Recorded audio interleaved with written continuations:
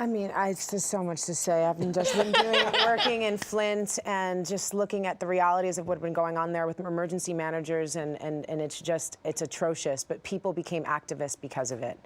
And they were being told by the media, by the government, that there was no problem, and they could feel it. And physically, they saw it in their children. They're like, no.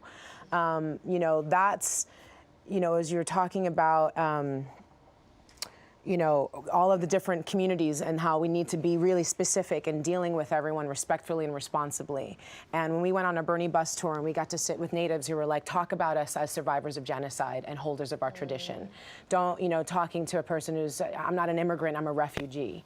You know, I'm not descended from slavery, I'm descended from greatness. You know, and like really listening to each other and asking those questions and working through it, because it's really necessary, because these problems are really critical and they want to keep us divided. Because if we're over here Latino and African American, like it's easy to kind of keep us from realizing we're the majority. Yes. That we're profoundly powerful.